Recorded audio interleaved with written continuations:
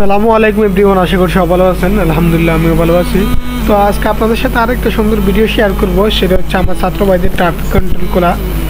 এখন আমি দাঁড়িয়ে আছি হচ্ছে আপনার যাত্রাবাড়ির মোড়ে, যেখানে আগে আসলে আপনার 30 থেকে 40 মিনিট দাঁড়িয়ে থাকা লাগতো। আজকে পুরা রোডটা একেবারে ক্লিয়ার, কোনো জ্যাম নাই। ছাত্র ভাইরা দেখতেছেন আপনার খুব সুন্দরভাবে সব কিছু কন্ট্রোল করতেছে। মাদ্রাসার ছাত্র এবং কলেজ, ইউনিভার্সিটি এবং স্কুলের ছাত্ররাও খুব সুন্দরভাবে ট্রাফিকের দায়িত্বটা কন্ট্রোল করতেছে। সব দিক থেকে তারা বড় গাড়ি দিচ্ছে এক সাইডে, এরপরে আপনার রিক্সা, ছোটো গাড়িগুলো দিচ্ছে এক সাইডে।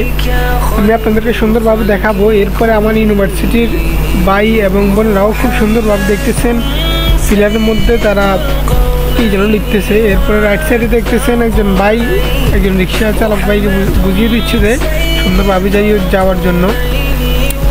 এরপর আমার সামনে আরেকজন ভাইকে দেখতেছেন, মাদ্রাসার স্টুডেন্ট, খুব সুন্দরভাবে আপনার দায়িত্ব পালন করতেছে, ট্রাফিকের দায়িত্বটা।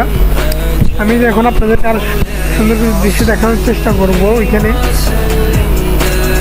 দেখতেছেন কি খুব দ্রুত যাওয়ার জন্য গাড়িকে বলতেছে। তারা একটা বাসকেও মানে আপনার 5 মিনিটের বেশি দাঁড়াতে দিচ্ছে না ওইখানে।